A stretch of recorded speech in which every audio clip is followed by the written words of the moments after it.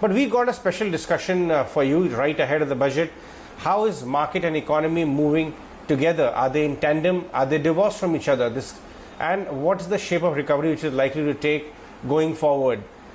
Tanvee Jain is joining us from UBS today to talk more about that. Tanvee, good afternoon. Thank you so much for your time. I was just going through your report, and we always ask market strategists on the show, on the channel, how are they analyzing the market? Is there a mismatch between the real economy and the markets? But today I would like to ask you the same question. Do you think economies on the ground too, things are as buoyant as they appear to be in the stock markets? All right. Thank you for taking time to host me. First of all, let's look at the markets and the macro. So you can see a huge divergence, but we did start to see that macroeconomy started to look good once the mobility restrictions got gradually eased from June onwards. In fact, the September quarter data surprised quite positively in terms of sequential increase in growth that we saw, largely driven by maybe a pent-up season demand because you were in a shutdown for last 4 months and all of a sudden you opened up the economy and there's a lot of demand which came up, as well as normalization in economic activity because manufacturing was shut and manufacturing gradually started coming back to the pre-COVID levels. But what is interesting is that we did see that pent-up demand sustained almost till the first half of November. The festive season was obviously a big support. And even after that, if I look at UBS lead indicators, and we have UBS Financial Conditions Index as well as UBS Composite Economic Indicator, what they are showing that after seeing a V-shaped recovery, the index has kind of plateaued. So it has not really gone down significantly. It has kind of plateaued, which basically means that maybe we may not see the massive economic sequential momentum which we saw in the quarters of September that would have normalized in the December quarter. But the economy is here to see a gradual sequential recovery going forward. Statistically, yes, India will see a V-shaped recovery going into FY21 after coming from such a favorable base and a deeper contraction of minus 7.5% GDP, which is our estimate for FY21.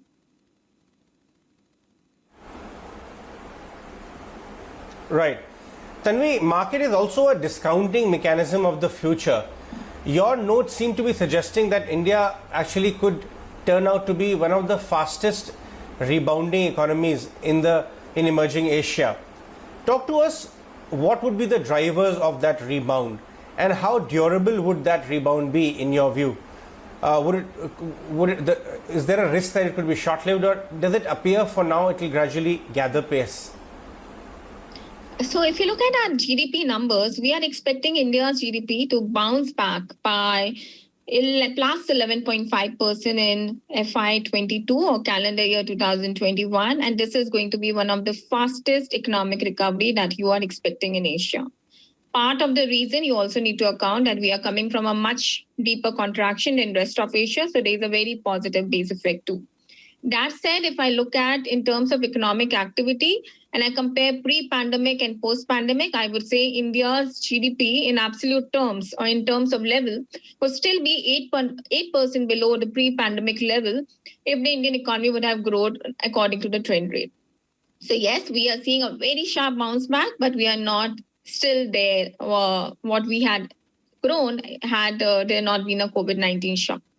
Now, there are 4 keys to FY22 growth outlook, what we are highlighting. The first and the most important is consumption, because India is a consumption-driven economy with 60% share in GDP. What we saw in the initial leg of the recovery, that it was led by consumption.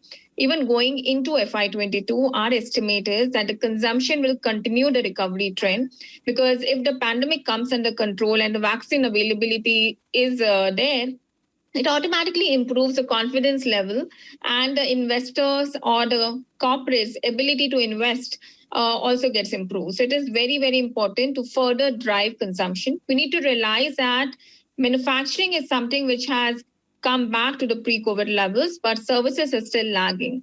And once vaccine becomes available, the high contact services should see a massive rebound, and that should also support consumption because services share in India's household consumption is almost 50%. The second is obviously the global growth. So UBS estimate is a very strong global growth of plus 6.3%, which should also bode well for India's economic outlook. Third is a vaccine availability. Now, here there are both upside and downside surprises because it's not about vaccine availability. It is also about how quickly and how efficiently we are able to deploy vaccines to the larger population. Yes, India is the largest manufacturer of vaccines in the world, but we need to see, depending upon how the rollout is going to be over the coming months. And we do think that India completely vaccinating the entire population is going to take much longer, considering the second most populated country. And lastly, the most important thing that I will be watching out is the reform momentum.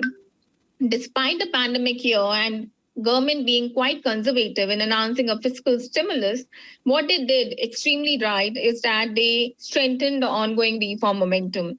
There were enough incentives for manufacturing, especially in the form of a 5-year PLI scheme, which got extended. They helped in reforming the labor laws, which is again a very good step. We are expecting enough incentives have been given for FDI inflows to pick up. Corporate tax rate cut, which was announced just before the pandemic, was definitely an inflection point.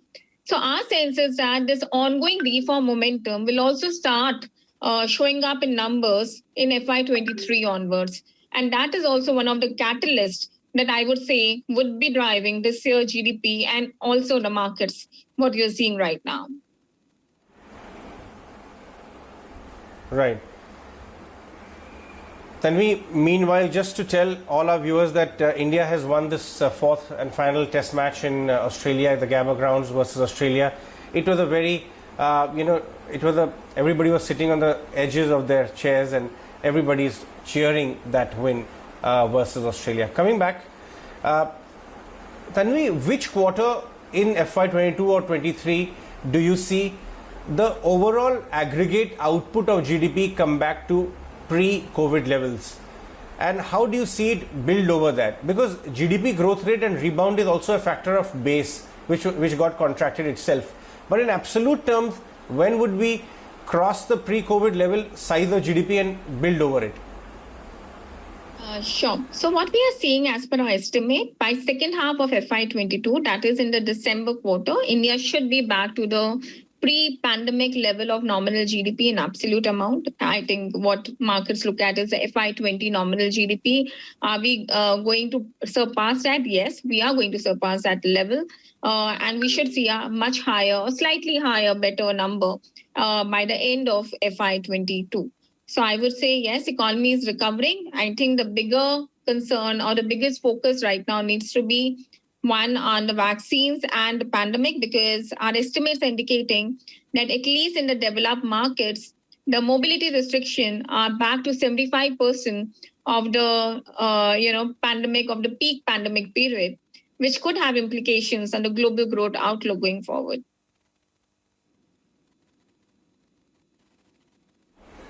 My last question to you, Tanvee, you must have analyzed a lot of recoveries.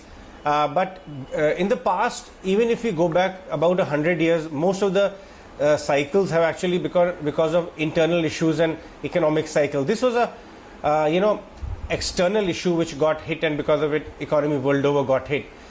Whenever this kind of recovery actually starts coming in, be it because of consumption or government intervention, how long does the recovery cycle continue or peak out? How much time do we have on this runway of recovery in your view?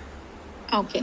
So if you compare, say, this pandemic with the recent crisis, which we all experienced, was the global credit crisis, I would say both are very different. So in a pandemic, because it's a 2-quarter kind of mobility restriction, like India's situation is much stable. We just saw 1 quarter of mobility restriction and then economic activity started normalizing. So we started seeing a bounce back much more quickly. Whereas if you compare it with other crises, something like credit crisis, where the balance sheet of the financial companies was impaired, then the recovery takes much longer. At that time, India was not really into the crisis because we were just getting affected because of what was happening in the global financial conditions. This time around, India is in the middle of the crisis because it's a pandemic which has impacted India also. Normally we have seen, so I would say the macro impact in terms of a pandemic will be shorter versus if you say a normal economic or a financial crisis, like something like a GCC, which the world experienced back in 2008-9. However, that said, you also need to see that this time the balance sheet expansion by the central banks globally has been quite extensive, which means going forward, the withdrawal or gradual normalization in balance sheet is going to have an impact on the domestic and global financial conditions, which is one of the key variables, which is also supporting liquidity and the markets. So that is something we really need to see, because the process of normalization could be longer this time around, even though the period of disruption was a lot shorter than a normal crisis, or economic or a financial.